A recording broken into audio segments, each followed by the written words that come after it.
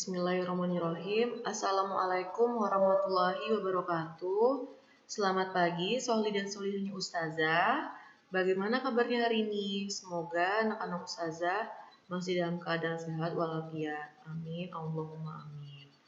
Sebelum kita memulai pembelajaran kita hari ini, ada baiknya kita berdoa terlebih dahulu agar pembelajaran yang akan kita pelajari hari ini mendapat keberkahan dari Allah Subhanahu wa Ta'ala. Berdoa dimulai. Berdoa selesai.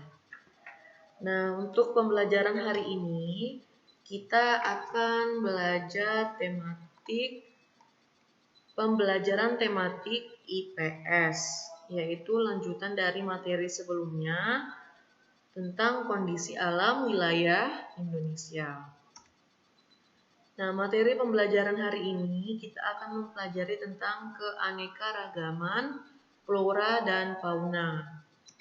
Tujuan pembelajarannya adalah peserta didik mengetahui keanekaragaman flora dan fauna di Indonesia. Nah, untuk anak-anak ustazah bisa dibuka buku IPS-nya halaman 9. Halaman 13. Boleh dibuka bukunya halaman 13. Keragaman flora dan fauna. Flora dan fauna adalah kekayaan alam yang dapat diperbaharui dan sangat berguna bagi kehidupan manusia serta makhluk hidup lainnya di bumi. Maksud diperbaharui itu adalah dipakai secara terus-menerus akan tetapi tidak ada habis-habisnya. Indonesia memiliki keanekaragaman hayati yang terdiri atas flora atau tumbuhan dan fauna atau hewan. Flora atau tumbuhan yang tumbuh di Indonesia dipengaruhi oleh keadaan iklim, ketinggian tempat, dan kesuburan tanah. Tanaman yang dapat tumbuh baik di bawah ketinggian 700 meter di atas permukaan air laut, misalnya padi, jagung, dan berbagai jenis tanaman palawija. Nah, berarti tanaman yang tumbuh yang di bawah ketinggian 700 meter ini termasuk tumbuhan yang dapat hidup di dataran rendah. Tanaman palawija yaitu tanaman semusim atau beberapa kali musim selain tanaman pangan untuk memenuhi kebutuhan masyarakat setempat. Contoh dari tanaman palawija misalnya kacang tanah, kacang kedelai, jagung, kacang panjang, singkong, ubi jalar, wortel, dan lain-lainnya. Nah, untuk sayur-sayuran dan buah-buahan banyak tumbuh pada ketinggian antara 700 sampai 1.500 meter di atas permukaan air laut. Berarti ini termasuk di dataran tinggi. Misalnya stroberi, teh, kopi, kakao atau coklat, apel, kentang, kubis, dan brokoli. Nah, untuk pada ketinggian 1.500 sampai 2.500 meter, tumbuh baik tanaman cemara dan mahoni. Lalu, pada ketinggian di atas 2.500 meter, tumbuh tanaman semak dan lumut.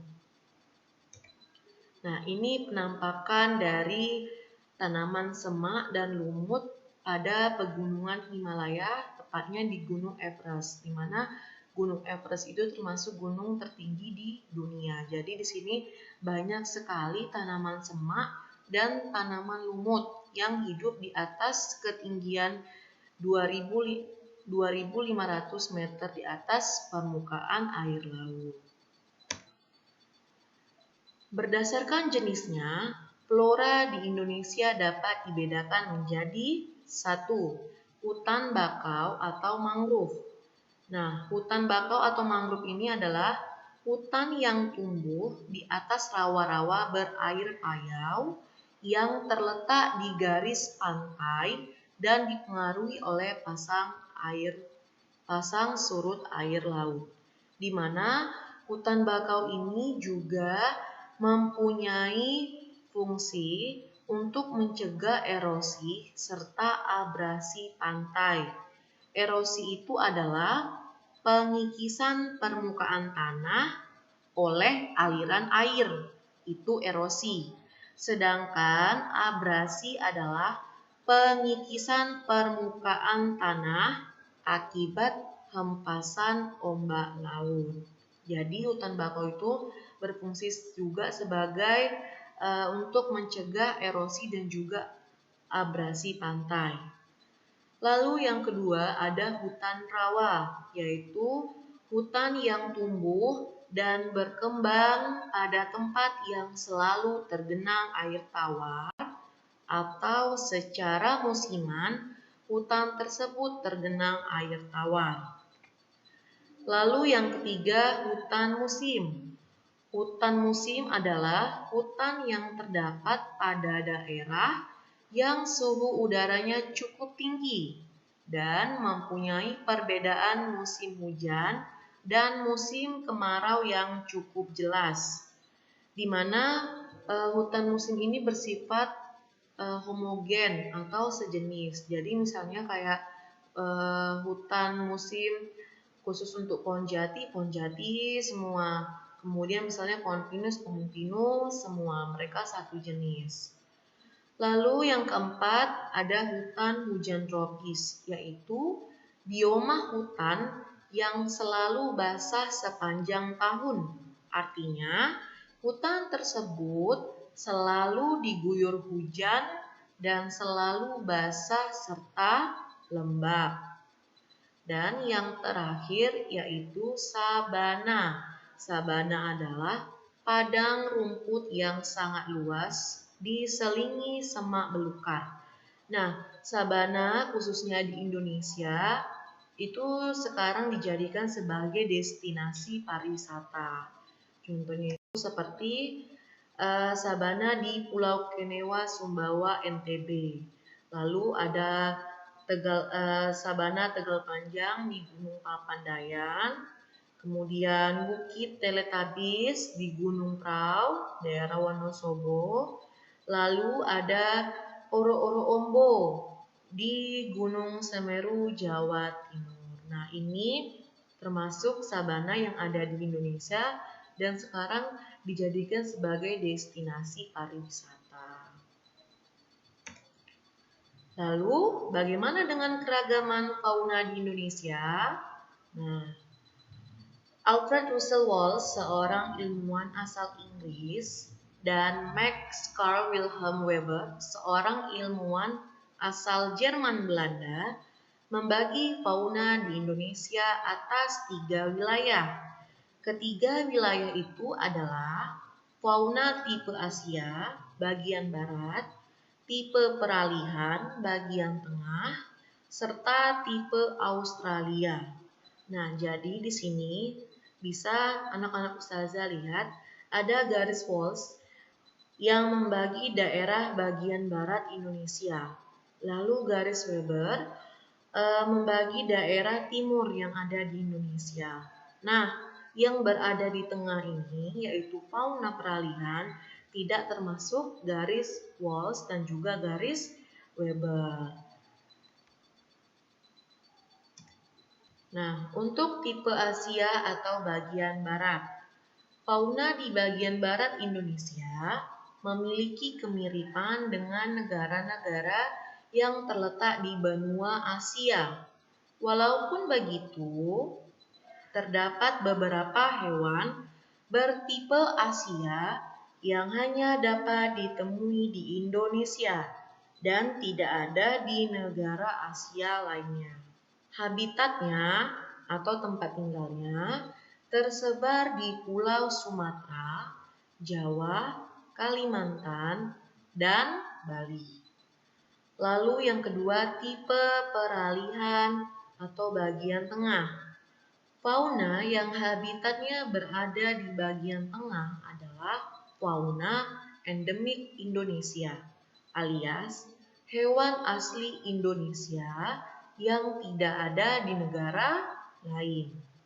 Fauna tipe peralihan biasanya hanya terpusat dalam satu wilayah saja dan tidak tersebar di bagian lain. Habitatnya tersebar di pulau-pulau bagian tengah Indonesia seperti Sulawesi, Maluku, dan Nusa Tenggara, baik Nusa Tenggara Timur dan juga Nusa Tenggara Barat.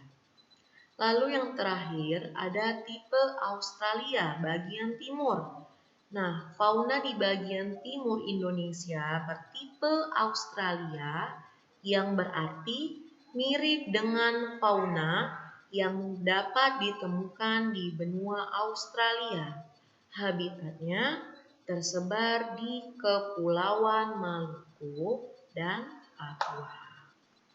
Nah, untuk pengelompokan hewan sesuai dengan tipe-tipe yang ada, yaitu bagian tipe Asia, peralihan, dan Australia. Anak-anak Ustazah bisa buka buku paket IPS-nya halaman 14. Nah, di situ tugas anak-anak Ustazah kelompokkan dari mana asal hewan-hewan tersebut. Dari mana asal hewan-hewan itu berasal dari daerah mana yang ada di Indonesia. Nanti bisa dituliskan di buku tulis. Contoh, badak Jawa berasal dari daerah mana, lalu gajah Sumatera dari mana, orangutan berasal dari daerah mana yang ada di Indonesia. Baik, itu saja pembelajaran kita hari ini. Sampai berjumpa di pembelajaran selanjutnya. Lebih dan kurangnya Ustazah mohon maaf. Ustazah akhiri. Wassalamualaikum warahmatullahi wabarakatuh.